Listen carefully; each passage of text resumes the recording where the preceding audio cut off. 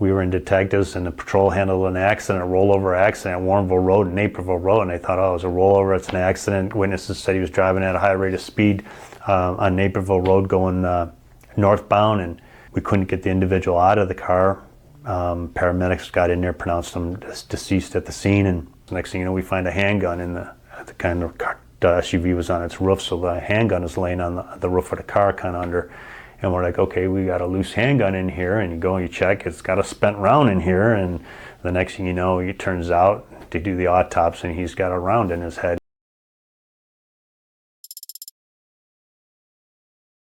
Scott, thank you for being here today.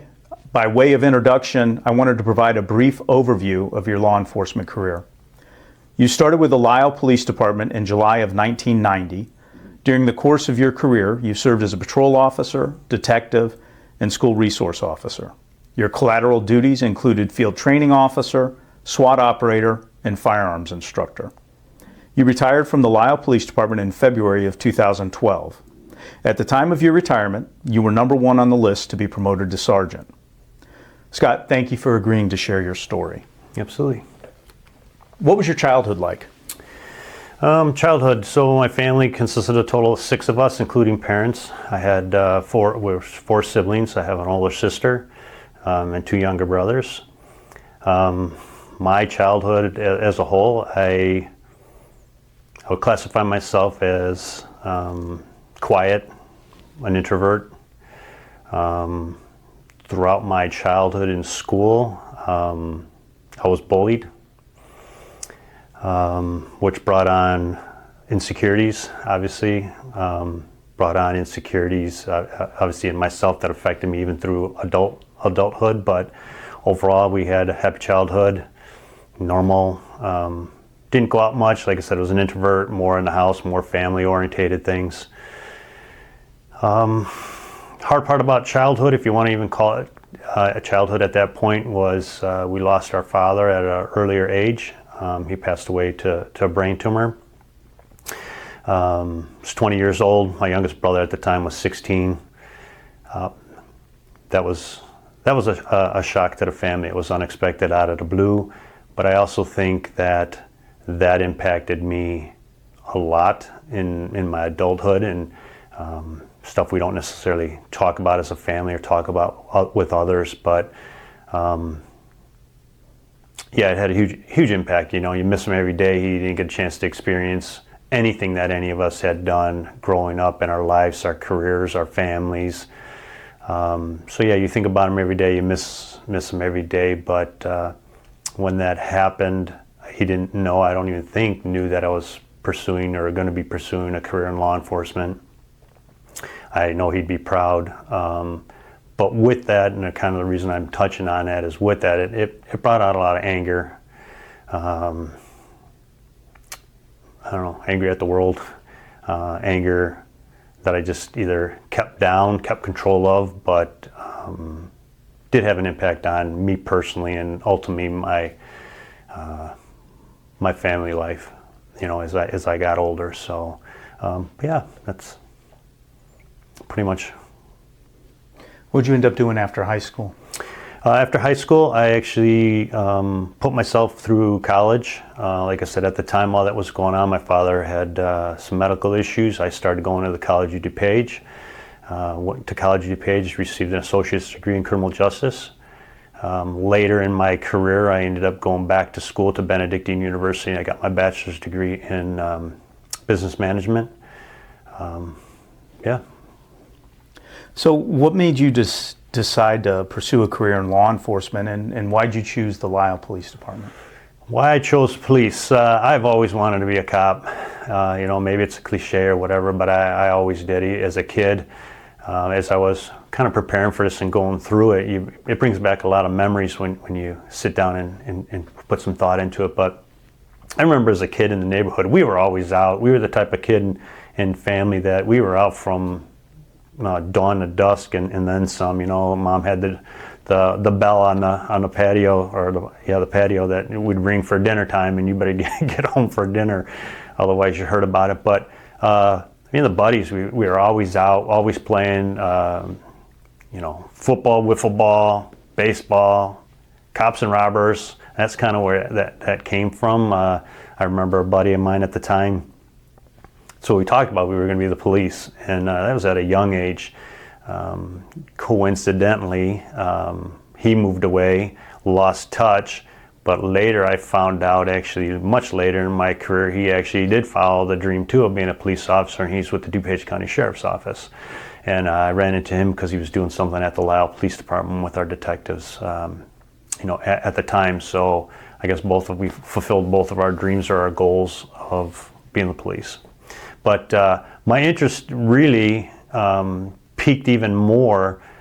I was into TV. I wasn't big into reading. I wasn't big into music, but I was into TV. I was into TV shows, and what really kind of attracted me is kind of dating myself a little bit. It was like Starsky and Hutch, T.J. Hooker, all those type of TV shows. And what was really caught my attention was the camaraderie and the partnership. And what I envisioned was you were going to be buddy or be a partner with somebody that you were going to be like so close, you were family. And that's what I wanted. And I wanted to be a detective, and didn't really think much about patrol, but that's what you saw on TV. That was what the fun, interesting things were, is the detectives and the partnership and working together. So that's what first really captured my attention. All that kind of culminated together. Why I picked the Lisle Police Department, I think I was like everybody else, you had to be 21 to test, or at least start testing thereabout. Start testing for many departments, anybody that was hiring, any applications that I could pick up.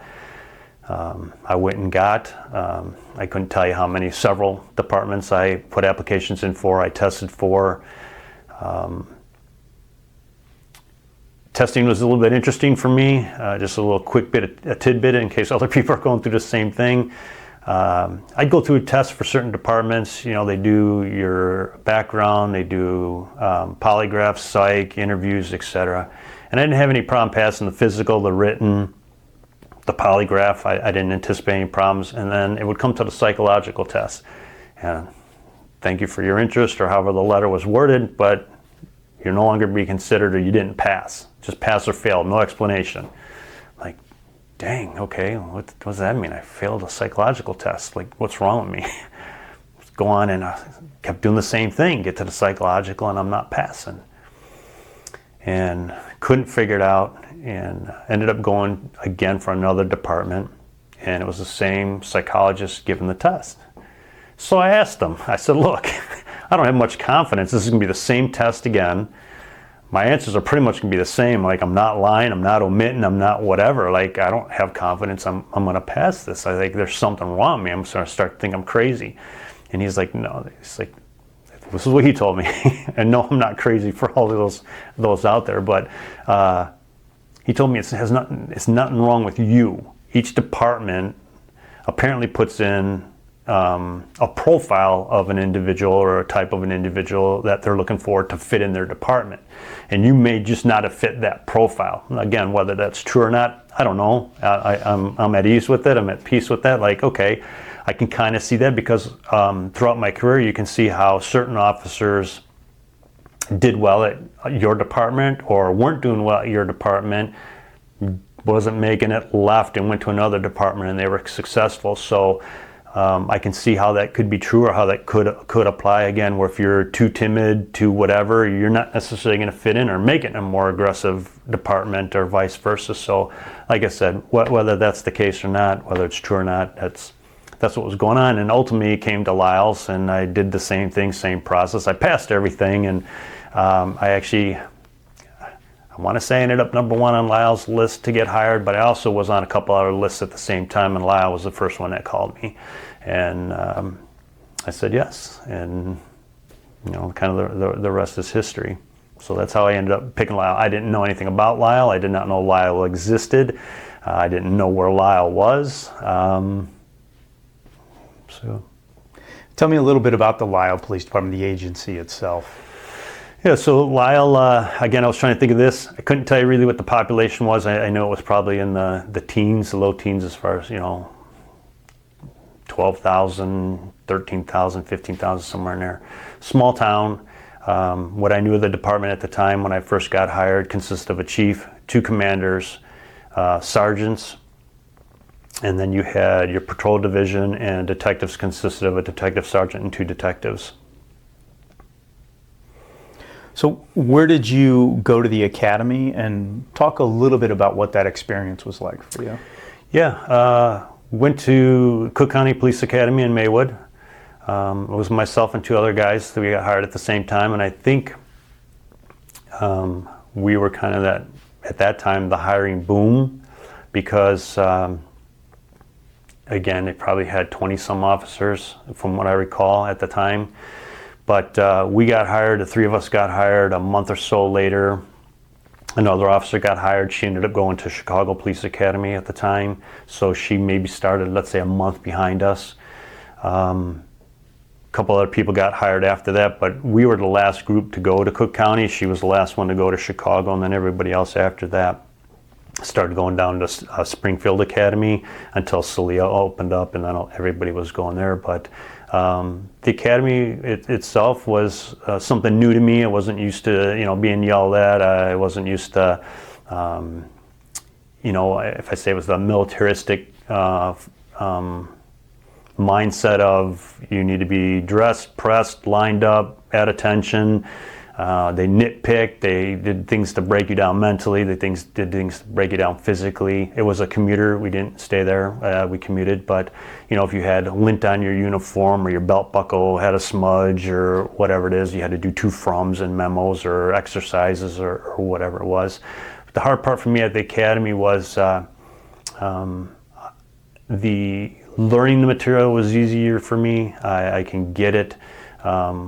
But even like at college, to go back a little bit, the classes that I didn't have an interest in, I struggled a little bit, struggled paying attention. But like all the criminal justice classes, I got A's in because it was interesting to me. I can grasp it. I understood it. I enjoyed it.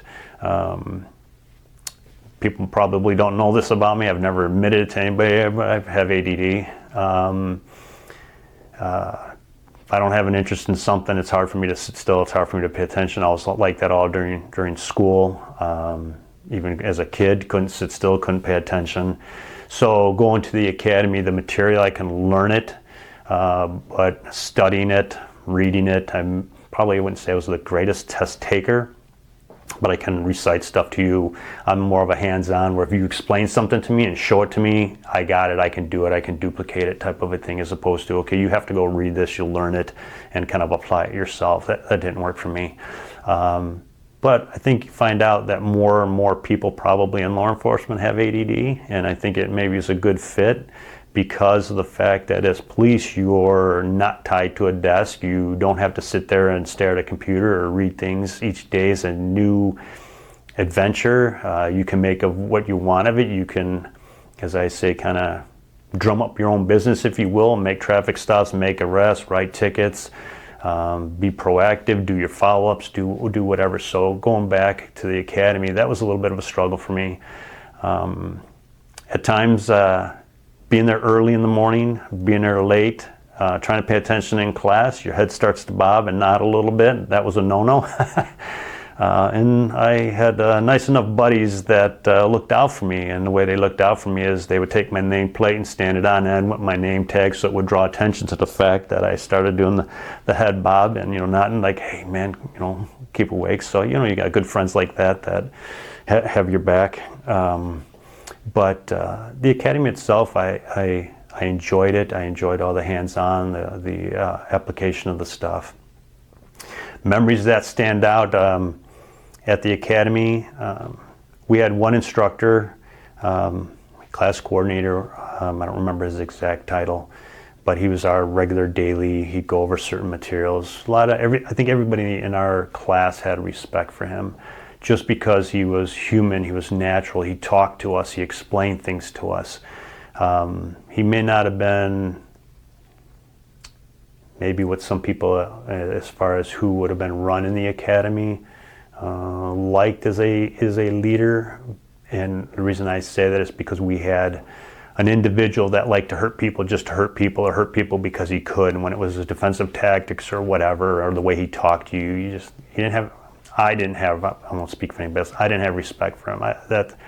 Well, that goes back to being bullied. I just looked at him, you're a bully. You're hurting people to hurt people. Ooh, you're so tough type of deal. But everybody liked this guy, and a couple things that we did. One of the guys that I went to the academy with, we were doing scenarios in the classroom, and they had actually brought in 3, I want to say, Chicago police, transit police, to kind of be role players, and that was an eye-opening experience. Chicago guys coming in, and to this day, I still call my buddy by this nickname, but they gave him a nickname because they were doing something, trying to get him to give them money or buy them something or whatever, and he wouldn't. So the guy kept standing, oh, come on, Cranky, I just want to, give me $1 or whatever it is, and he kept going on with that. So that was a memory that stood out to me as my buddy in the department. So I still have him plugged into my phone as Cranky, and when I call him up, I'm like, hey, Cranky, how's it going? And he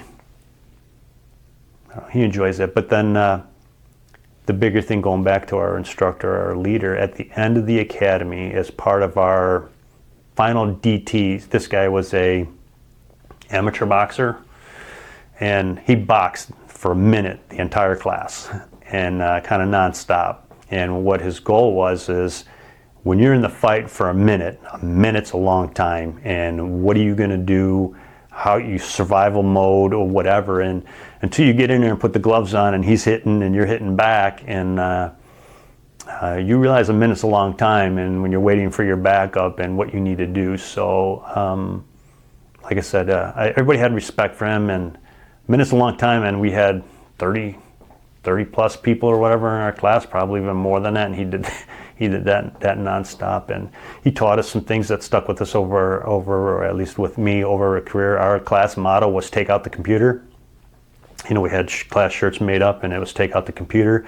And basically what that meant, or what he said, is when you're in it or somebody's doing you, if you take out the computer, which is the brain, disorientate them, deliver a blow, deliver a strike, whatever it is, kind of change the channel, you can gain an edge, gain an advantage, or whatever. So that was his thing, as he said, just take out the computer. So we had shirts made up with that saying on it. So you graduate the academy, you go to the Lisle Police Department. What's one of your earliest memories, if not your first memory, of the Lisle Police Department? You're now a fully sworn police officer.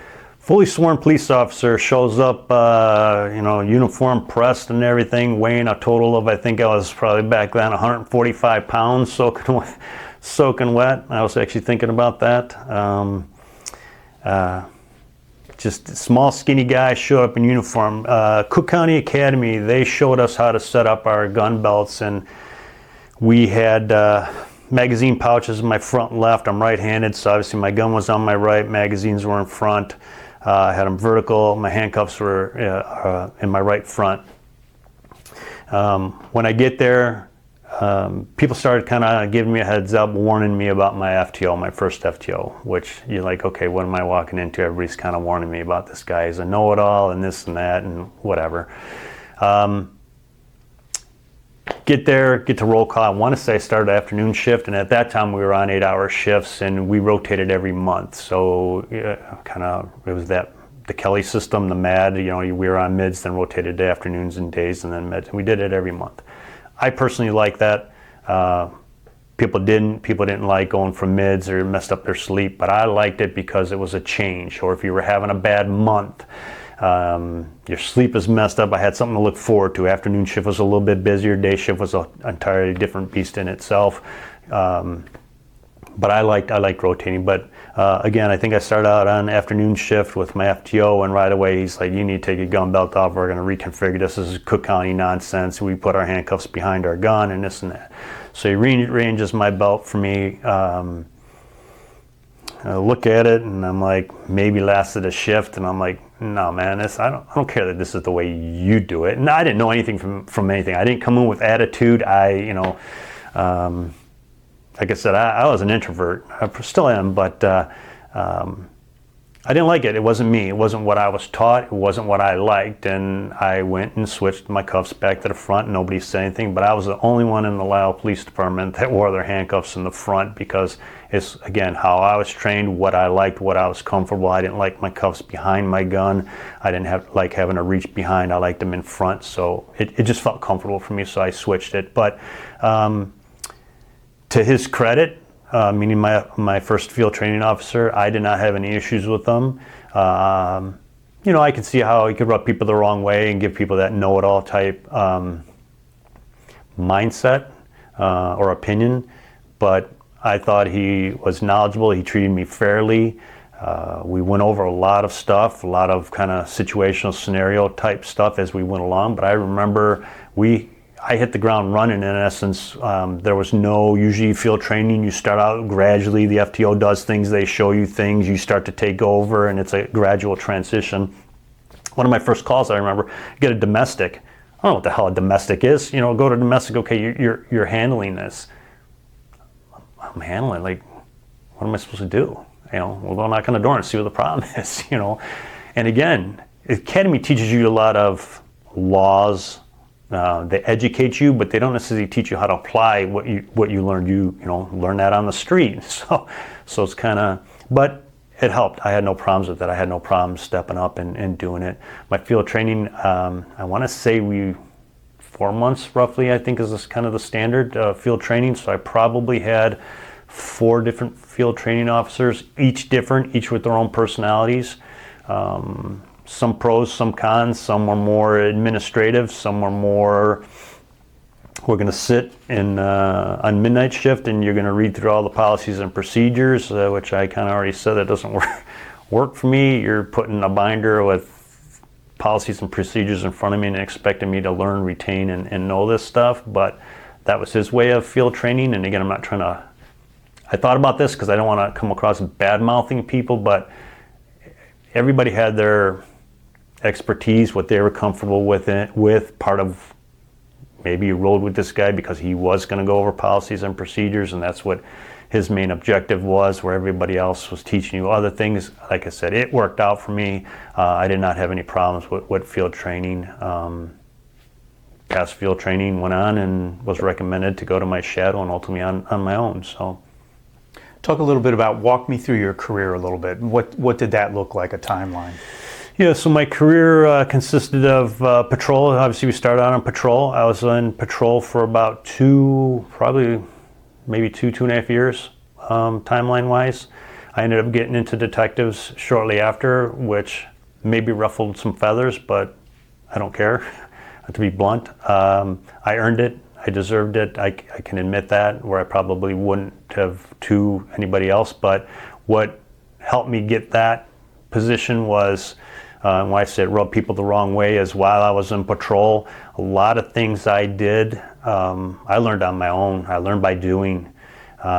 So I got a deceptive practice call, whether it was the local jewel, whether it was a bank, whatever it was. I took the initiative to do all my own follow-ups. As I said, at the time we had 2 detectives. They were in there for an extended period of time already when we got hired. And just learned by doing. Like I said, I did my own follow-ups, got copies of the checks, submitted them to the lab for processing, got fingerprint or handwriting analysis.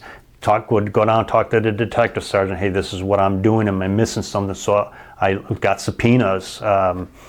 Just figuring it out, figuring out and going. So when a position opened up for detectives, I was strongly considered and got the position because we had an interview for it. But I was able to answer the questions. It was a lot of scenario-based type questions. How would you handle this? How would you handle that? Or whatever. And the detective sergeant spoke up for me at the time saying, Scott's probably the only one that doesn't automatically kick the reports. We used to have them CS2, which was case status, meaning it was still open pending, and it would be investigations. Everybody else would just keep constantly kicking them down to detectives, and for them to follow up. And he's like, Scott's the only one that handles his own follow-ups, and felt confident. So I got an opportunity to go into detectives at that time. Going through this thinking that I didn't know anything. Being on department for 2 years. looking back, I can say that's probably wasn't enough time and experience on patrol before you go into a specialty unit. You don't know anything. But again, my whole career was I learned by doing, and if what I didn't know, I figured out. What I didn't know, I asked. Sometimes it was trial and error. Sometimes it was, I'm going to do this, and oops, that's, as long as nobody's hurt. It never broke the law, but as long as nobody's hurt, it wasn't a detriment to the case or whatever. But you just, like I said, you kind of figured out, and I learned a lot report writing wise. Going to court, you learn a lot. When you get called and cross-examined and you're asked specifics about a thing, and you look at your report at how, I don't want to say vague, or how some details aren't in there that you're like, okay, well, I'm not going to get caught like that again. So my reports went from short and concise, to the point, but much, much more elaborate, where I sat here, he sat there, I asked this, and certain things were put in quotes. And so my reports were very detailed. So when they went to the state's attorney or they went to the defense attorney, yes, they did their thing. We all know we've been in front of defense attorneys, but they try to show that you did something wrong, or you didn't do something right, or Mirandized or whatever. But how do you refute? It's here in black and white. You can see it for yourself. I didn't leave anything out. But without getting too much more in detail with that, but I was in detectives for about 7.5 years. After detectives, my stint was supposed to be a little bit longer, but one of the sergeants at a staff meeting says, well, how long is Mayerhofer going to be in detectives? He's been in there forever. And it brought, maybe we should think about changing and giving somebody another opportunity. And so that's how my stint ended. I was supposed to be longer, but ultimately I went back to patrol. While I was in patrol, they ended up making me a field training officer, which I wasn't quite sure I was going to enjoy. I won't say I'm a control freak. That may not even be the right words, but I had a particular way of doing things. I had a particular system that worked for me. I had checks and balances in my head. I do this, and this, and my reports. I knew how I wanted to word it and how it should be in the format. So when you do become a field training officer, I had to be cognizant of, just because they're doing it a different way doesn't make it wrong. Just because, and some people are like, well, if it's not Scott's way, it's the wrong way, and no, there's certain things that need to be in a report, or certain things you need to do, then you need to do them, and it's not necessarily my way. But that was one of my fears of being a field trainer. Would I be able to relinquish some of the control, sit back? Could I be a passenger in a car and let somebody else drive? That was a concern. But I did it. I actually really enjoyed it. I think actually becoming a field training officer after being a detective was very helpful. I was able to pass on a tremendous amount of knowledge to the recruits, I feel. I was able to teach them and show them things on how to do things, or do their own follow-ups to a degree. And one guy actually paid me a compliment and said, you're the only field training officer that actually taught me how to talk to people. Everybody goes there as a cop. What's your name? What's your birthday? Phone numbers. What happened? He's like, you actually taught me how to talk to people, how to question people, how to listen to what they're saying. So I think that was helpful. After field training, I couldn't tell you how many years I did that, maybe 4-ish. A position opened up for, a couple of things happened in the interim while I was on patrol, whatever. I ended up being invited to participate in the Fiat SWAT team. So I became a SWAT operator and trained with the Fiat SWAT team. Then we ended up having, and Lisle ended up having their own special response team, so SRT. Was a member of SRT, and with the SWAT training, myself and another guy, we were able to bring back our knowledge, our training from SWAT to the Lisle Police Department. We then conducted in-house training, in-house firearms, practical exercises in the police department. That was a definite plus and advantage. I'm not quite sure when to get into it, but SWAT really opened up my eyes, prepared me probably more so mentally to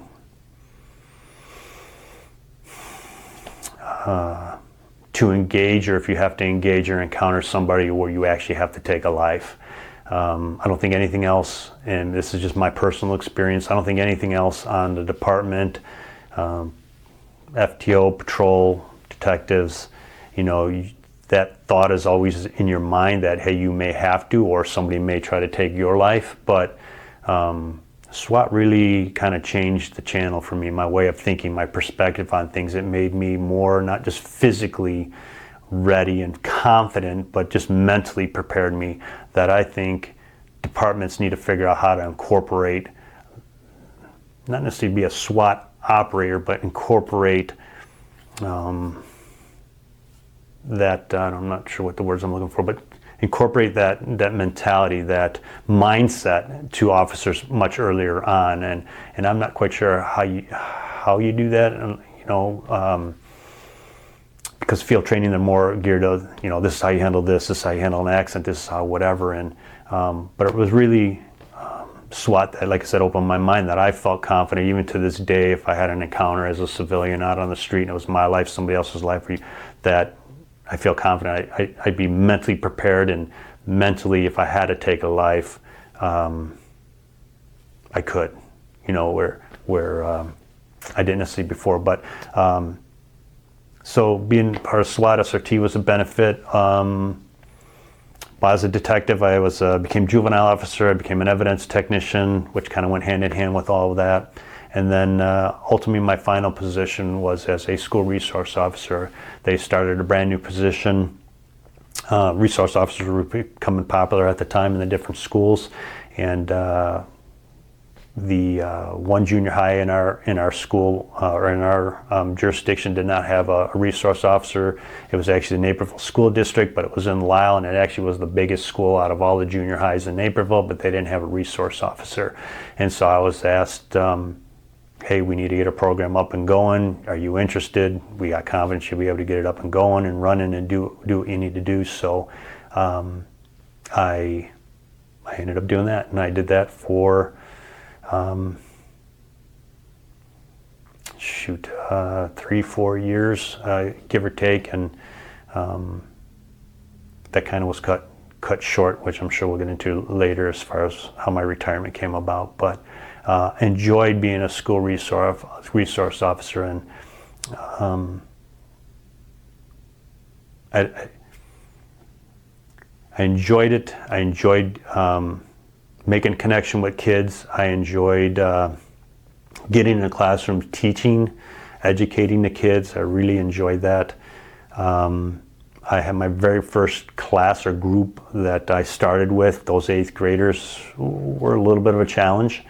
Some troublemakers in there, but upon their graduation, they actually came into my office and thanked me and said, if it wasn't for you, Officer Mayerhofer, my 8th grade, a couple of them did, my 8th grade career at school would have been much different, and thank you for everything that you did. And even though they got into some trouble, they actually thanked me. So I really enjoyed that. And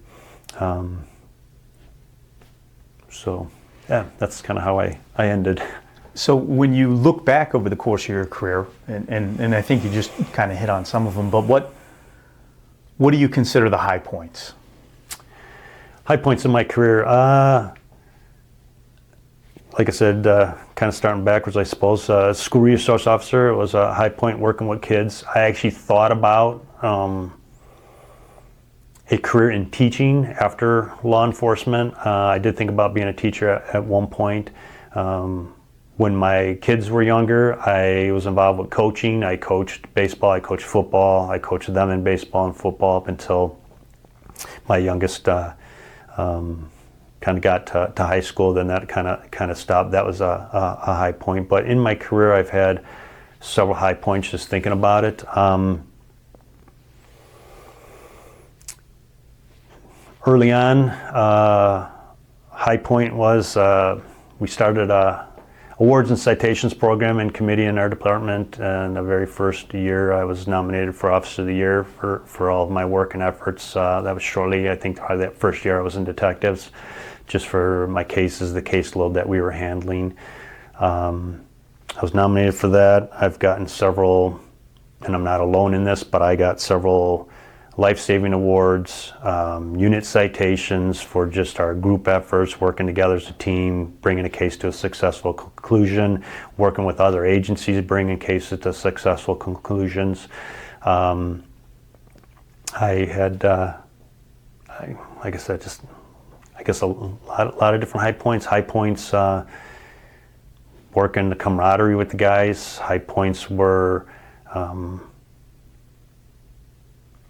the interagency, multi-jurisdictional, either cases we worked, task force, whatever, developing rapport with other officers from other departments that I wouldn't have had otherwise. Developing rapport with the state's attorney's office that, you know, they knew they can rely on you to put your stuff together so that it made their job easier, and vice versa. If they said, hey, we need this for a case, they knew I would do it. Working with the team, working on a SWAT team with the team. High points, we went to SWAT competitions. You know, we put our training, you know, we trained twice a month, but then we went and put our skills, you know, up against other people from other states, other countries. World SWAT competition we did. So that was definitely a high point, an experience that I wouldn't have had anywhere else. You know, something that just came to mind too when you talk about the highlights and talk about my career at Lisle. I remember back, you asked how I picked Lisle, and like I said, I didn't even know Lisle existed, but when I got there and, you know, you're on for a little bit, I kept thinking, man, there's no way I'm doing 20 years in Lisle. Like, I can't. Like, there's really no room for advancement. As I said, it was patrolling detectives, and there's 2 detectives, and like, I got to go somewhere else, bigger, a little bit busier. I'm not saying I need to be shot at every day, but just something busier, something more action. And I didn't think I would make it a full 20 years. And actually, while I was in detectives, I considered moving to Texas. I wanted to move to Texas. I had a passion, for whatever reason the draw was, to Texas. And we actually took the kids on a vacation to Texas, and I talked to a couple of departments or whatever to kind of feel out what I would need to do. And I didn't make the move. I didn't pull the trigger because I was comfortable where I was at. I really liked detectives. I'd have to start all over again from the bottom. We were trying to figure out if the kids at the right age, young enough where they wouldn't miss their friends, they could develop new friends, start a new school. And I couldn't tell you what ages they were, but they were young enough where they wouldn't have had that big, I mean, they were in school, but wouldn't have had that big of an impact. It's not like they were in junior high or high school at that point.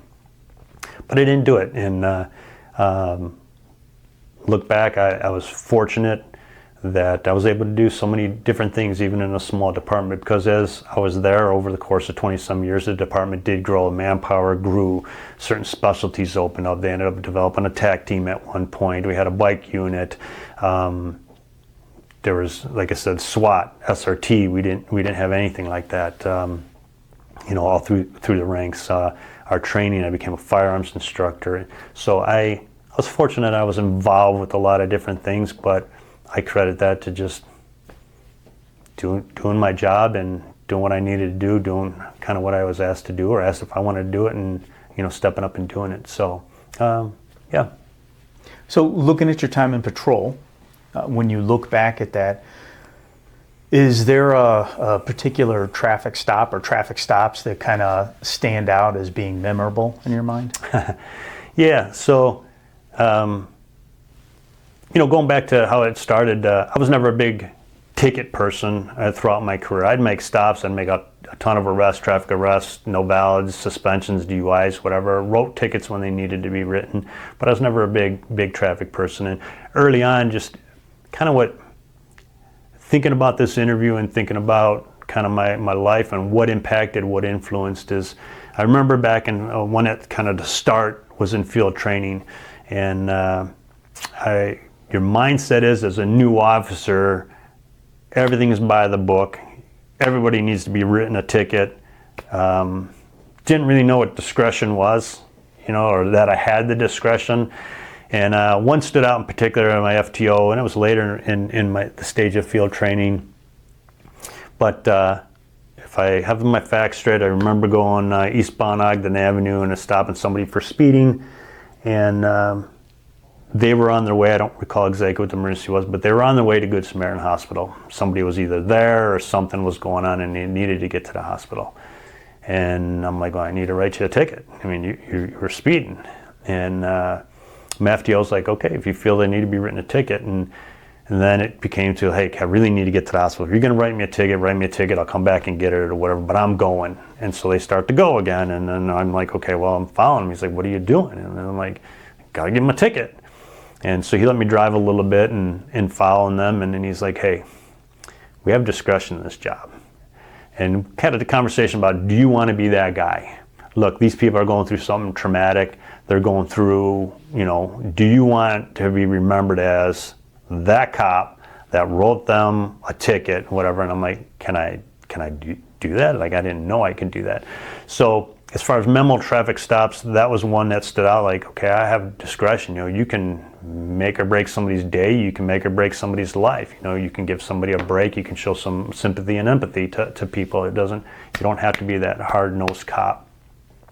So that was kind of something that stood out as far as traffic stops go.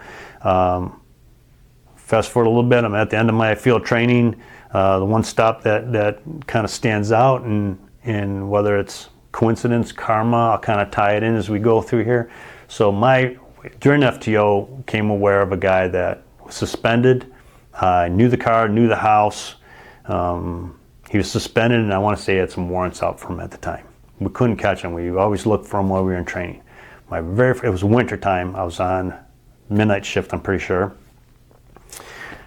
Very first night on my own, patrolling my beat, come across the car. That's the guy. I remember the car. Pull in. By the time I make my turn, he's already in the driveway and he's starting to get out of the car. I'm thinking, man, he's home. Like, what can I do? Like, he's out of the car. I didn't get him driving, And so I get out of my car. I didn't have a chance to call it in, but I get out of my car and I'm like, hey, how you doing? I start walking up to him, and with that, he takes off running. He bolts. So I'm in a foot chase, and it snowed. It's like I said, it's winter. It's snow, a couple feet of snow easily. I mean, we're running through the snow. So I'm on the radio, portable radio, and I'm yelling, hey, I'm in a foot pursuit, southbound, and now we just turned left, and we were in an area of town which is called Green Trails. It's all residential. Some of the homes are upper economical, homes anyway. Well, I'm like, hey, we just turned left, and then he cuts through a yard, and now I had no idea where I was. None. In Green Trails, the streets, that was the hardest part for everybody. Learning the streets, one as an officer, period, but in this Green Trails area, they all bent, they twisted, they intertwined, they all sounded alike. Running through the backyards and the back houses, I couldn't tell you where I was. Didn't have a clue. And I'm like, okay, where this? And all of a sudden, next thing you know, we're in this back of this field, and I'm running, I'm getting ready to tackle the guy, and he turns around and stops. He's like, okay, I'm done, So get him on the ground, I'm handcuffing him in the snow, and people, I hear the squads, and I see the lights flashing. Where are you at? Where are you at? And I'm like, I don't know. I'm in a field somewhere. So I'm taking my flashlight because I can see the squads between the houses, and I'm flashing my light like, kind of come help me. And so they ended up, it all worked out and everything, but the funny part and the coincidental part, it actually turned out to be the backfield of the junior high that I was a school resource officer at, which again, like I said, was my last assignment. So kind of my big first on my own started in this field that I didn't even know was the field that backed up to the school. So that was an interesting, my first stop.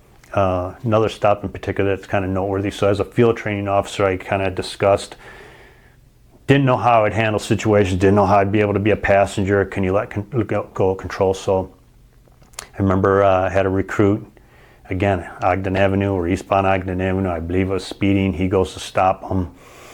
And, whether you or other people are familiar with Ogden Avenue approaching I-355 is a raised median in the center. And normally people pull over to the right for the police, you hope.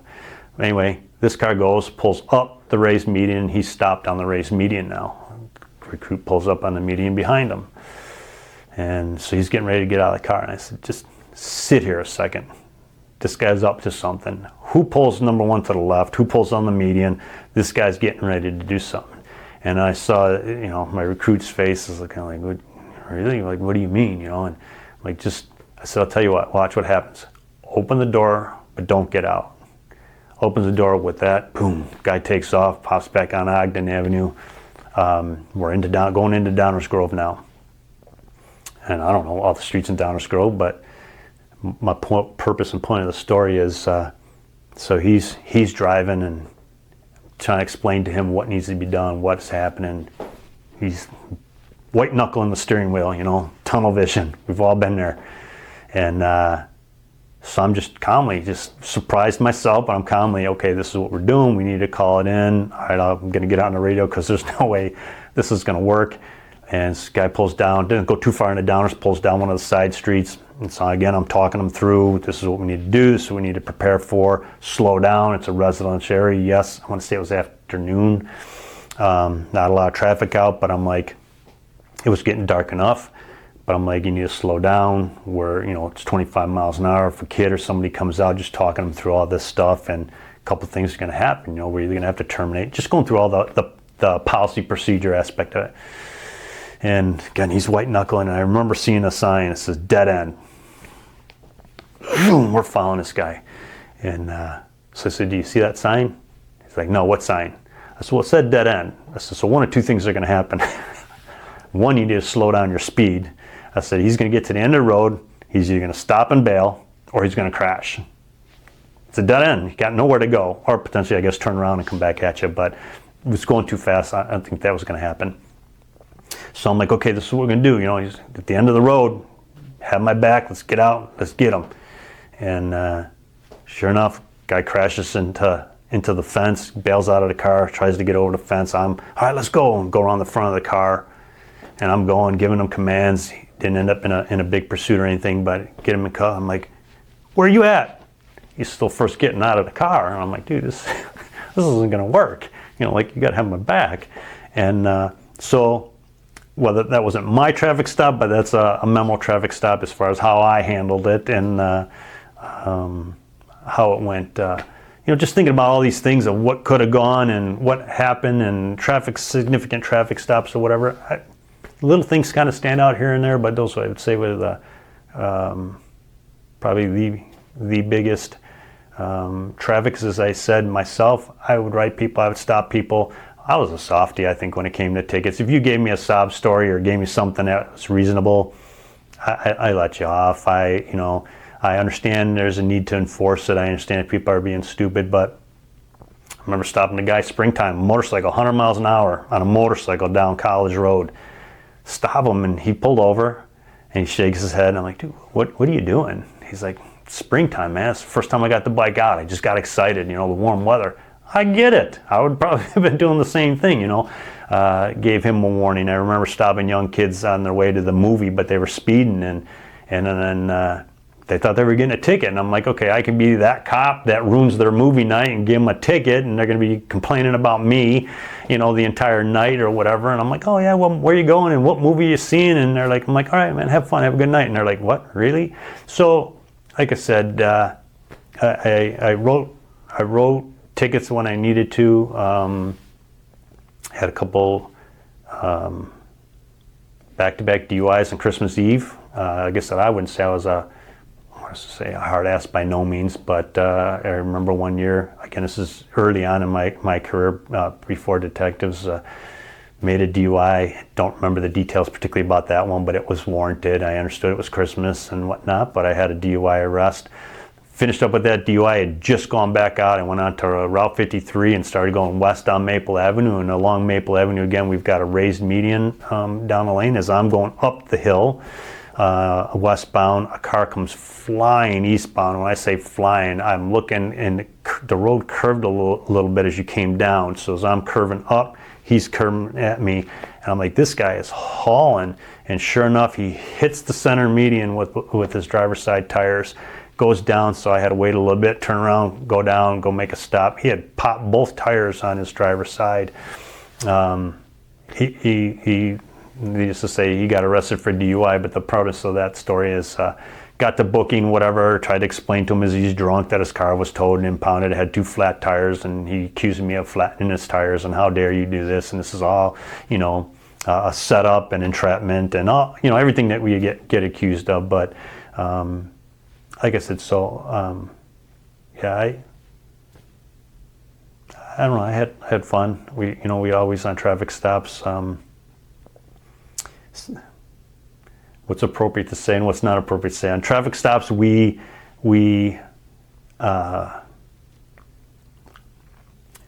early on in our career, we had a group of guys that we would make it fun.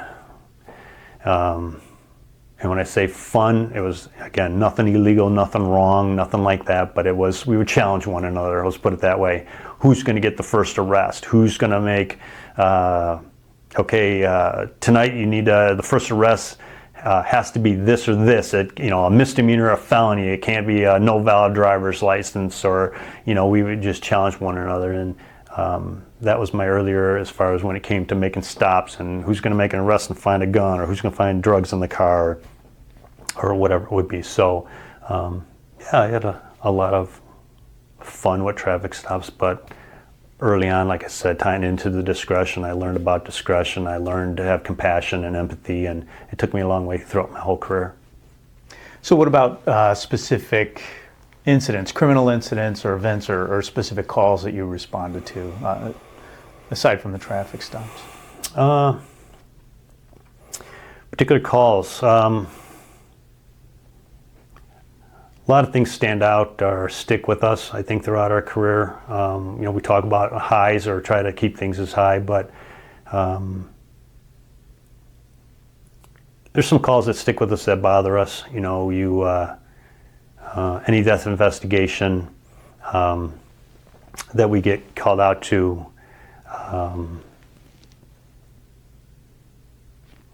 When that stands out and particularly bothers me even to this day, I had a 16-year-old girl that shot herself in front of her family.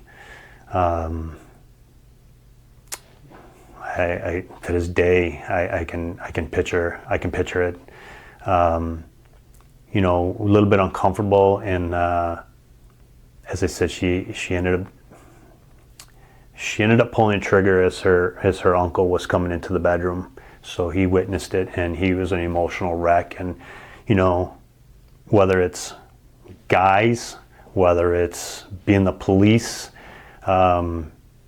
he was emotionally upset, and everything in my body was like, give this dude a hug, give this guy a hug, but you try to be professional, you try to be, and you're compassionate and whatever, but I do regret not giving the guy a hug and kind of indicating, sorry this happened and it'll be okay, but besides the point, her incident sticks out in my head. I think a lot of the death stuff, unfortunately, stays with us, whether it has a long-term effect or impact. But there was a period of time, even in investigations, and some of the ways that I've seen people that want to hurt themselves and follow through with it. Let me ask you, the 16-year-old girl, how old were your kids at the time? That's a good question. So I would probably say, man, I don't know what year that was. So I was in Texas like 92-ish. I want to say, I don't even remember when that occurred, but if I did, I would have had my first son would have been an infant probably at that point. So again, whether it was didn't have a kid or just had a child ourselves, they weren't old enough, but I do remember, if you bring up how it was my kids, her incident, we had baby deaths, SIDS, and suffocation of a child or whatever. That impacted me more when you have a kid, because again, when you go to an autopsy involving a baby or an infant or a kid, I think it has a bigger impact, a bigger emotional impact, even though you don't let it, if that makes sense. I think we do a good job of trying to compartmentalize what we see and what we experience on the job versus our home. We try not to bring it home with us. You don't tell family, hey, I just seen this, I experienced this. I don't know. I don't know how graphic to get into, but like even to this day, being to autopsies, I don't know if people have never seen an autopsy or been in a room when they're actually doing an autopsy, is kind of how it started for me, and then it changed where you were actually in a viewing room, so you didn't necessarily have all the sights and sounds and smells, but when the pathologist is performing an autopsy and they will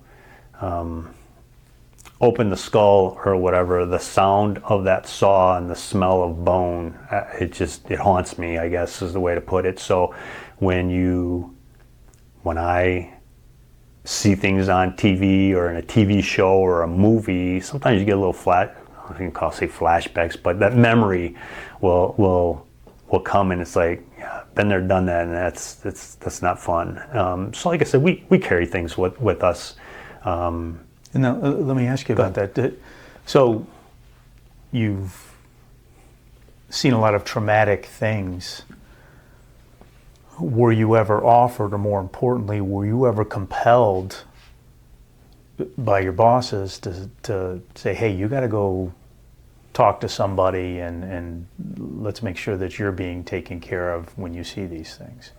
Ever, at any point during your career? No.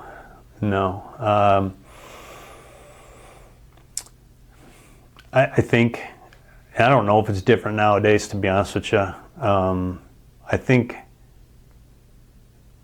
over the course of history of police, I don't know. It wasn't known, it wasn't acknowledged, it wasn't talked about.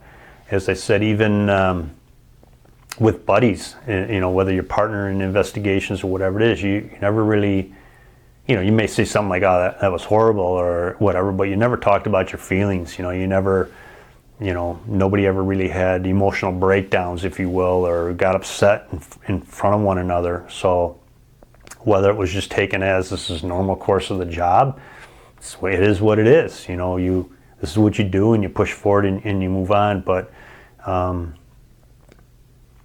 there was never any.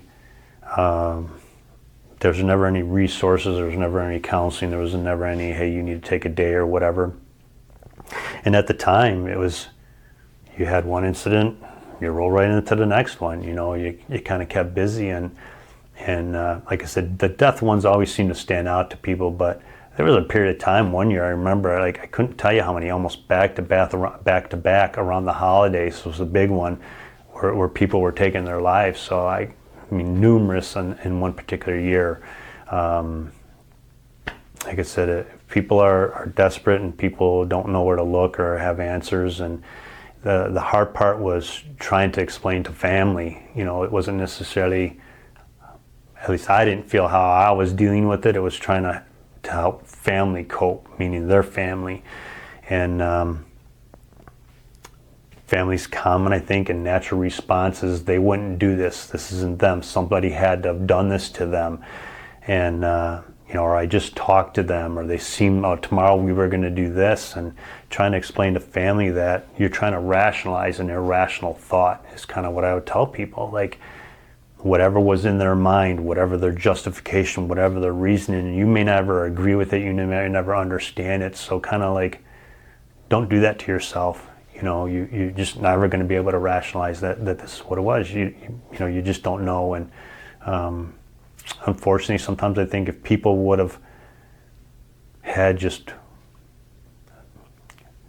one more thought, one more something, they would be able to see past that moment when they decided that this is it, right up into it. Like, if they can only see what tomorrow was going to bring, or see the next day, or see themselves down the road, maybe they wouldn't do it. But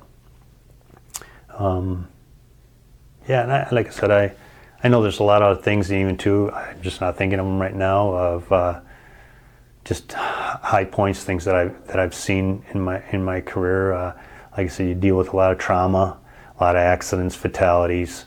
Again, the things that people do, when it just popped in my head, we're talking about suicides and accidents, is we were in detectives, and the patrol handled an accident, a rollover accident at Warrenville Road and Naperville Road, and they thought, oh, it was a rollover, it's an accident. Witnesses said he was driving at a high rate of speed on Naperville Road going northbound, and I think my partner and I just showed up, just say, what do you need help with or whatever. The street was closed for a period of time, and like, we need to get the power shut off, this and that.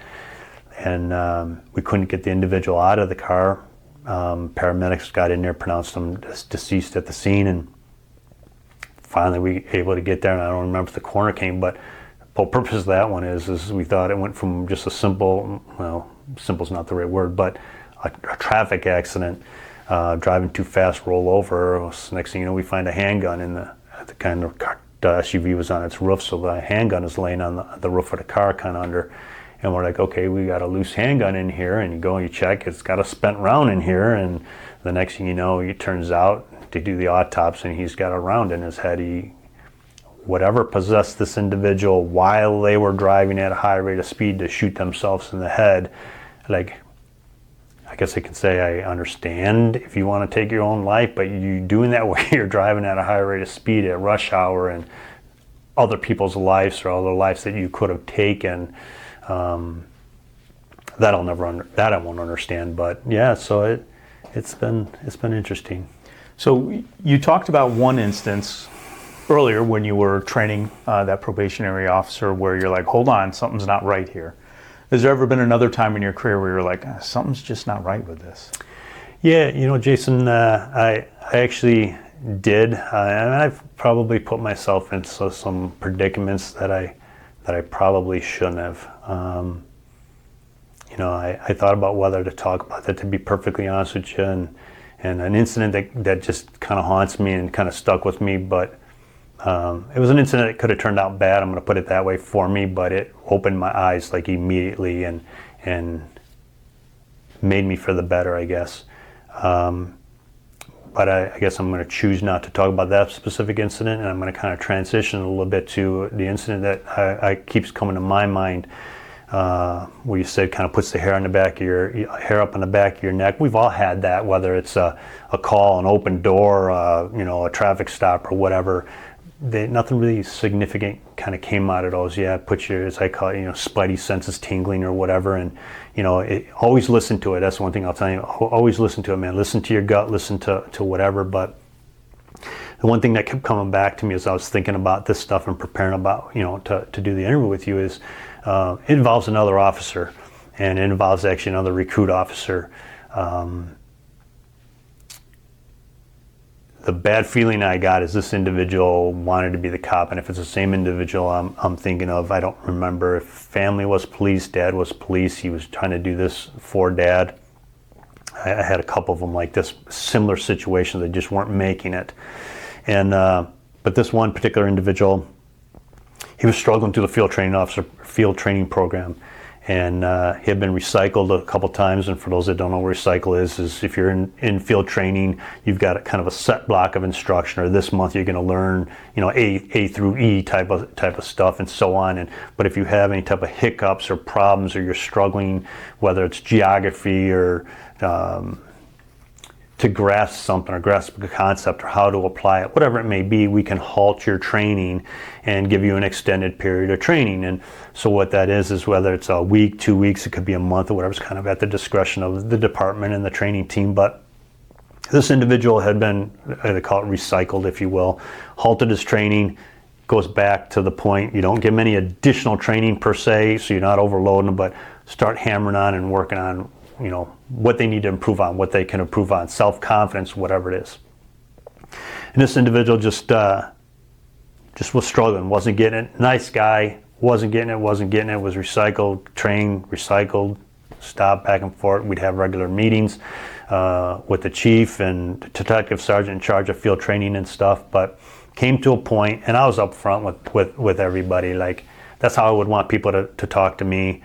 And sometimes I think in our career, people won't tell you what you need to hear. And so I really didn't pull any punches, but I was nice about it. I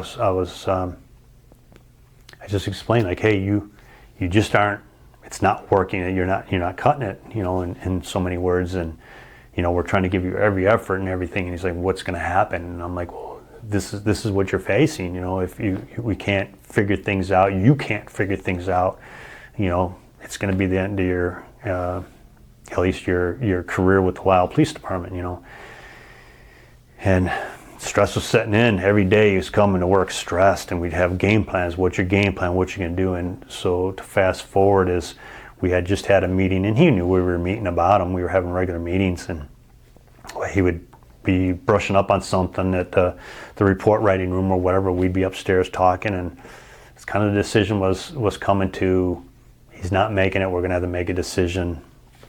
You're gonna need to, ask him to resign in essence.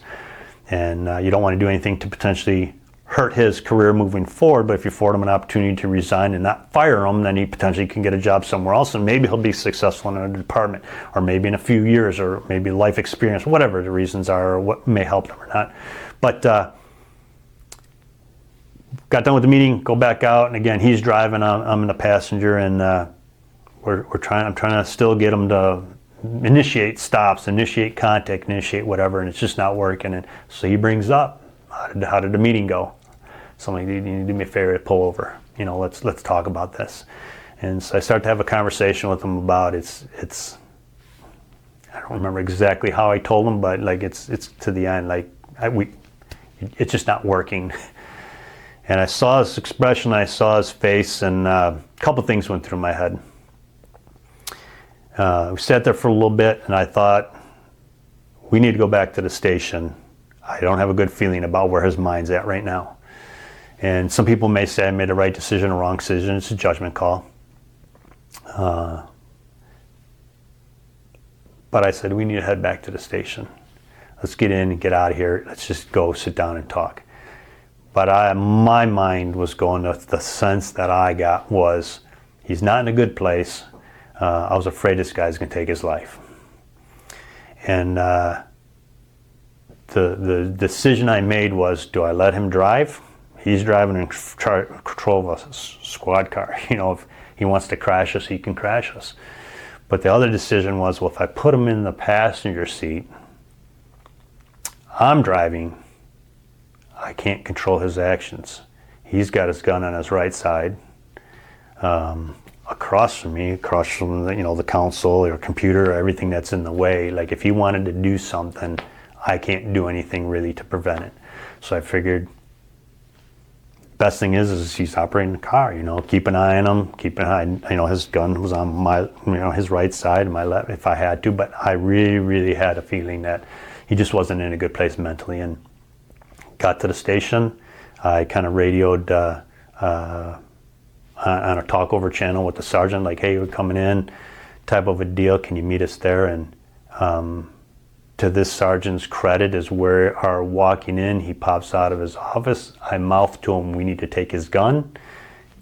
No, ifs, ands, buts, didn't question me, didn't whatever, and I think that's just, the mutual respect we had. And he's like, okay.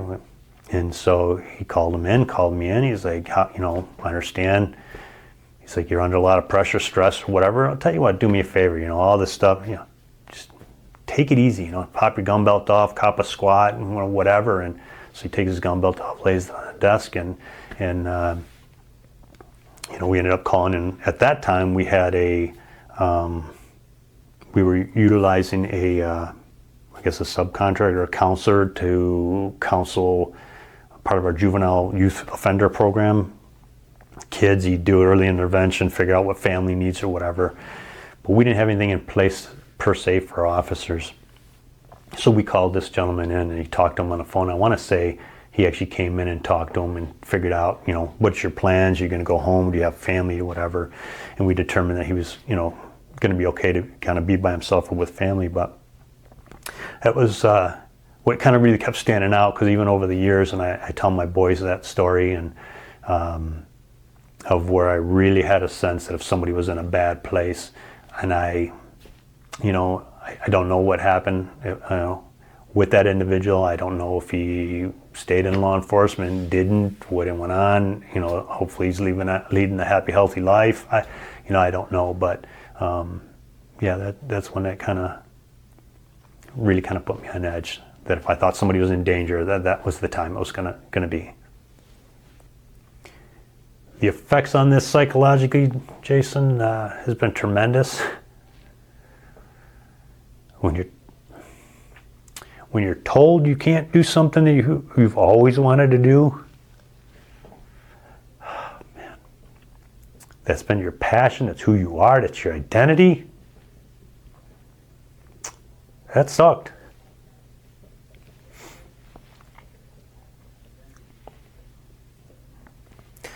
It still sucks. It took a long time psychologically, sleepless nights, a long time psychologically to get over the fact that I'm not the police anymore.